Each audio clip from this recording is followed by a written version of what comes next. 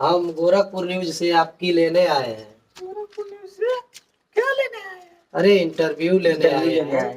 मैं दूंगी पर टीवी पे तो आऊंगी ना। हाँ हाँ बिल्कुल आऊंगी आप। हम गोरखपुर न्यूज चैनल से आए हैं। आप अपना वीडियो देखने के लिए ना गोरखपुर चैनल पे जाके अपना पूरा वीडियो देख सकती हैं। और आप टीवी पे भी आएंगे। गैंग बिल्कुल ऑफ गोरखपुर हमारे चैनल का नाम है। हमारे चैनल का। हाँ ठीक है। तो कैसे दिया जाता है इंटरव्यू?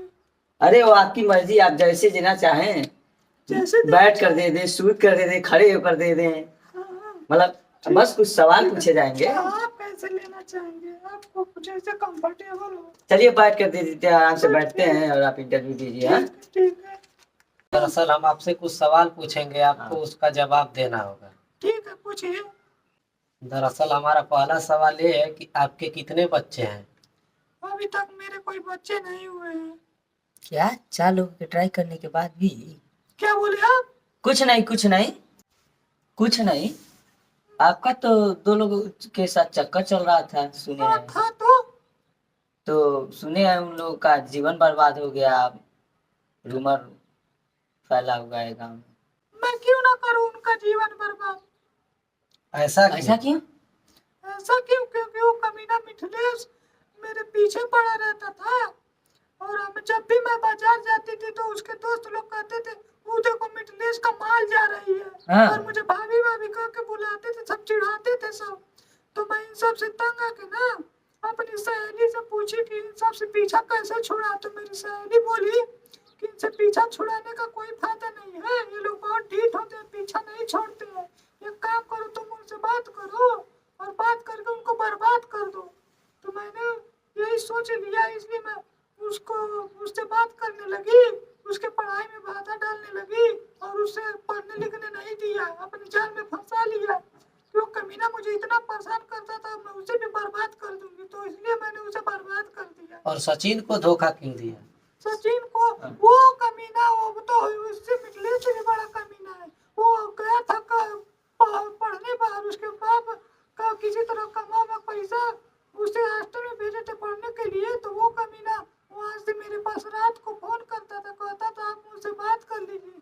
तो मैं कहती थी कि नहीं यार, मेरी अब शादी हो चुकी है, मैं तुमसे बात नहीं कर सकती। तो बोलता है कि नहीं, अरे क्या हो गया, प्यार में शादी विवाह नहीं देखा जाता है, आप कर लीजिए। तो वो तो कह रहा था कि मतलब उसके बाप का पैसा देखकर तुम उसे खुद फांसी हो। नहीं फोन करता था। नहीं ऐसा बात नहीं है, मुझे रोज फोन करके परेशान करता था, इसलिए उससे बात करने लगी। और इतना बात की तो वो जब भी पढ़ने बैठता था मैं दिन रात उससे बात करती थी, तब उसे पढ़ने नहीं देती थी। इसीलिए तो विकास भाग के गाँव आया था, उस समय ही बात करती थी। और इसी मेरे कारण से वो परीक्षा में फेल भी हो गया। और तो अब मुझे बहुत अच्छा लगता है कि दोनों लोगों का जीवन बर्बाद हो गया। आप तो पहले विकास से प्यार करती थी, फिर बाद में प्रधान जी से शादी कर ली। हाँ, वो विकास से मैं प्यार करती थी, पर क्या करूं, विकास तो एकदम गरीब आदमी था ना। अब कौन लड़की गरीब आदमी से प्यार करेगी, कौन लड़की गरीब आदमी से शादी करेगी? ना तो उसके पास घर था, ना तो गाड़ी था, कुछ भी नहीं था उसके पास। और एक दिन ढोलू का शिकायत लेकर मैं प्रधान जी के पास पहुंची। तो मैंने वहाँ देखा कि प्रधान जी के पास तो सब कुछ है, बहुत मालदार है।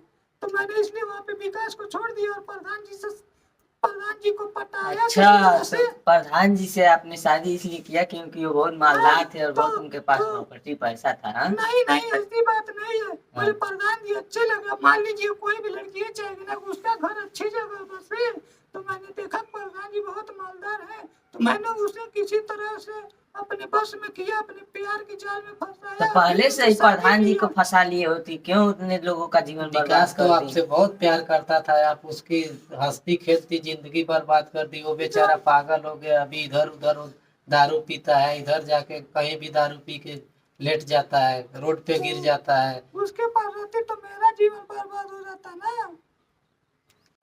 तो आपका मतलब है कि आप लोग जानबूझकर लड़कों के साथ में ऐसा धोखाधड़ी करती हैं?